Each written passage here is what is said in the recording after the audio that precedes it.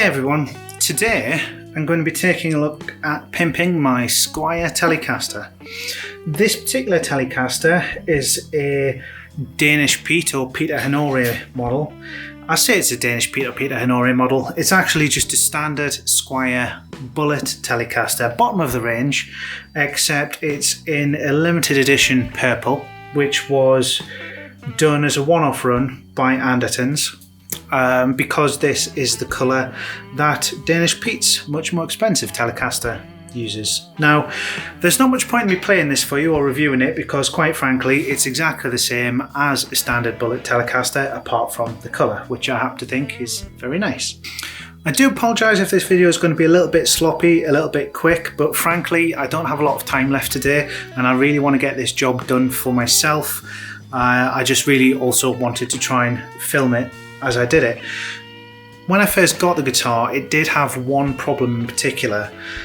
The fret wire that is on the guitar is very cheap and very prone to corrosion, which you would expect on an entry-level guitar, to be honest. But what was weird was the guitar itself, the fretwork was actually really good. It had some of the most level frets I've ever seen on a guitar, under £1,000 at least. But they had some kind of surface corrosion on them, which they really shouldn't have had because this guitar came straight from the factory. Well, I say corrosion, it might not have been corrosion, it might have been that the frets hadn't been polished properly, because what I was finding was if I tried to rub the string anywhere on the frets, even just actually fretting normal chords without any real movement to it, there was a screechy, scratchy, scraping sound when I made contact with the frets, to the point where it was pretty much unplayable. I do actually have a little clip which I'll show you now.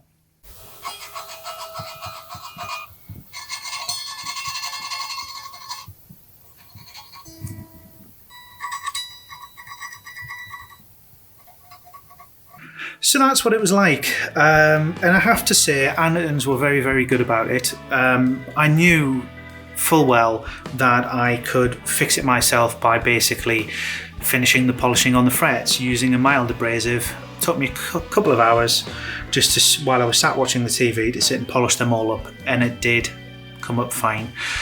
Andertons were very honest, and they did say some of the Squiers, they do tend to come in like that, and they did try and say me right. They basically paid me for my time that I put into putting it right myself, which I thought was very good of them. So I've got no real complaints there. This is the first guitar that I ever actually filed the nut down on, and I filed it very low, almost to the point where it's too low, but it isn't. And I've got the action super low, and I have to say it actually plays better than any guitar I own, probably with the exception of my American PRS. It's fantastic. But I've not played it in maybe a couple of weeks, and I can already see that the frets are corroding. Because it's a cheap guitar, I did want to have some fun with it. I bought it for the colour, and the colour alone. So it needs a few little upgrades. So, upgrade number one. I've managed to locate off eBay a brand new classic vibe neck, so that's pretty much top end Squier. It has hopefully slightly better fret wire on it, but it's also skinny vintage style frets, and it's from the Telecaster Deluxe. I think it's probably off a thin line actually. No, it will be a Deluxe, which means it's got the Strat style headstock, which I prefer. I would have even preferred it more if it actually had the inverse headstock, but I don't think I can find one of those anywhere. So yeah, much better neck, and I actually think the colour goes better with the purple as well. So that's modification number one. Let's get that done. The only thing to note when changing a neck on a Telecaster is that the neck, although it's the same scale length as a Stratocaster, the neck pocket tends to be different. The neck pocket is more square on a Stratocaster. No, sorry, the neck pocket is more square on a Telecaster. The Strat style necks have a more rounded heel at the end there. Now, I actually could have gone and just got the Strat neck and it would have fit on this, absolutely no problem at all. But what I would have is two tiny little, almost imperceivable gaps in the corners where the neck doesn't quite fit into the pocket. It doesn't matter because it's a bolt-on neck. We're not trying to glue it in. So I actually held out for the Telecaster Deluxe neck, thinking that the neck pocket would match perfectly. And I have to say, having got it, I actually think that the Telecaster Deluxe has a Stratocaster style neck anyway, so I could have just actually got a Strat neck and it wouldn't have made any real difference. But I suppose at least this one says Telecaster on the headstock. Of course, I could have got a proper Fender neck. It would have been nice for it to say Fender on the headstock, but to be honest with you, not really bothered about that.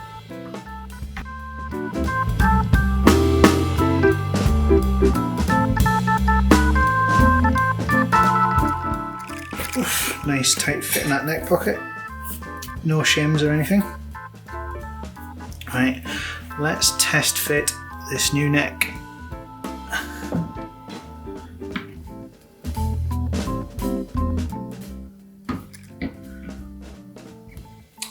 Yep, goes in a little easier, but it's alright. But we do have, hopefully you can see there, those little gaps at the corner that I was talking about. Not much I can do about that. Let's see if it bolts up nice.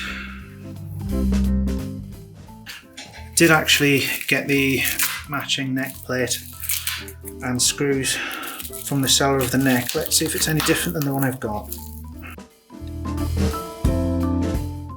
Yeah, no difference in the neck plate there. Across the range.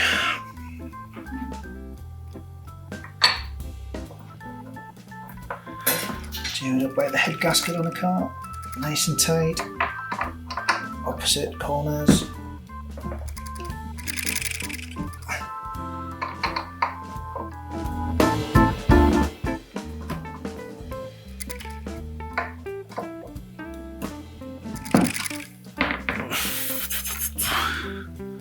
There we go. I think visually that neck looks a hell of a lot better, other than the little gaps of course.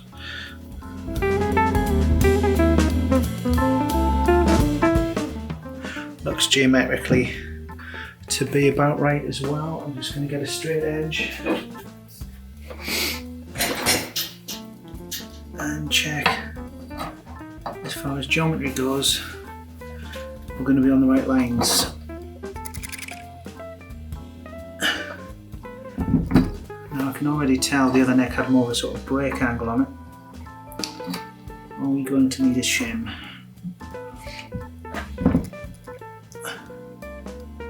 Short answer is no. We've got good clearance over the pickups. The saddles might have to drop a little bit. That's not a bad thing. So next up, upgrade number 2. Well, 2 and 3. Okay, so one problem with the camera that I currently use to film is sometimes when it's up at height I can't actually see if it's recording or not, and on this occasion it wasn't, so I've lost a little bit of footage. So just to fill you in, I'm using some Warman 5.2 vintage Telecaster pickups, which are just basically vintage style Telecaster pickups. The cool little trick that I've got up their sleeve is that they're actually using 2 magnets, split, one magnet on 3 strings and one magnet on the other 3 strings. The magnets are Alnico 5 and Alnico 2, and the idea is that by using a different magnet on the different strings you can effectively accentuate the qualities of those strings based on the qualities of the different magnet types. That's the theory anyway. I'm not a pickup aficionado and I don't have golden ears. I just thought they'd be cool pickups to try at a pretty affordable price. I think they cost about £40 UK for the set, or about 20 something to buy each one individually. I've also got a pick guard, a custom printed pick guard made by Greasy Groove in a kind of paisley design. I really like paisley. To be honest, I really wanted one that was kind of white and silvery white rather than this kind of warm colour that I've got here, but it was the best thing I could find. It's a little bit on the expensive side. It was about £25, which to be fair is the going rate for a custom printed pickguard.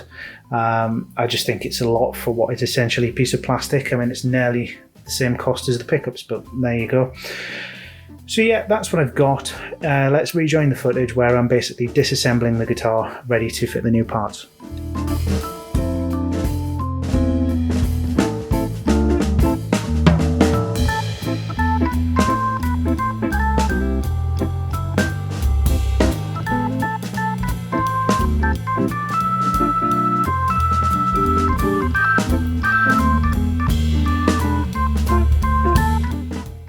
So I'll just use my phone to make a note that the white wire, what will be the yellow wire, no, sorry, it will be white on the neck pickup, goes to the second pin,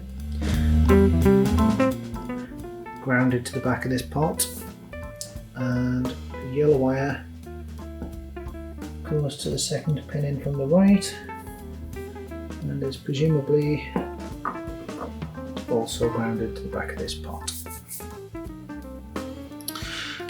Let's get the soldering iron in.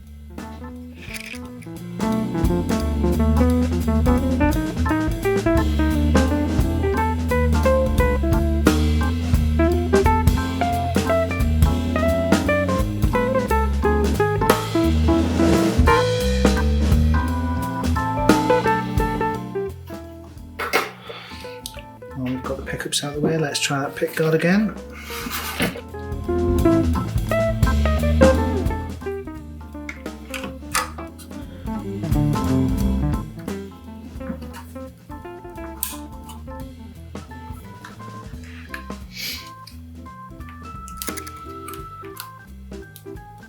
Well, it's a tight fit, but it does fit and the holes do line up.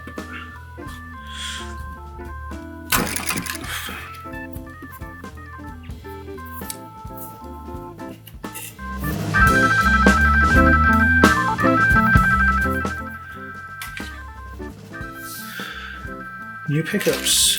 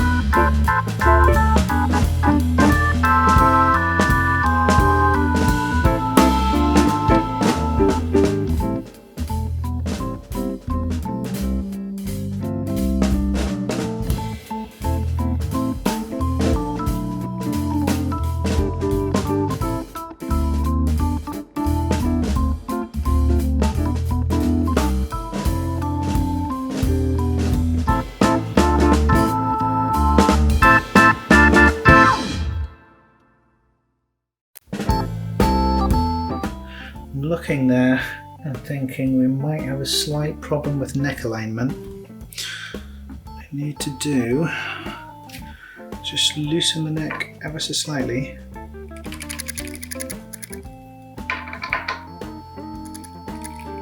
So over half turn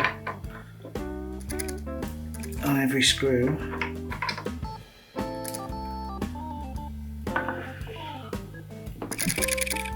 And if I can pull it up while I tighten it back up.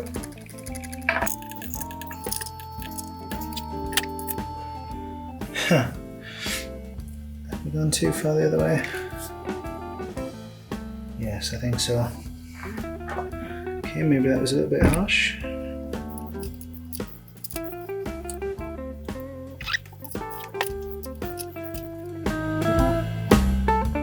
Yes, I think that's okay.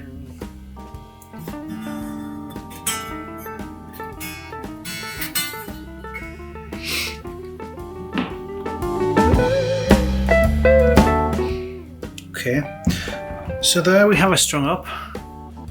Hopefully you agree visually. Looks pretty damn awesome, I think. The only thing left to do is really just a normal setup. I need to get the string height correct and check the intonation. I think the intonation is probably going to be pretty much bang on anyway. The only thing I had left to do in the workshop really was check that the nut action is low enough, but to be honest with you, I think it is. I do like a low nut action, but it's certainly not as high as my other one was when I got it.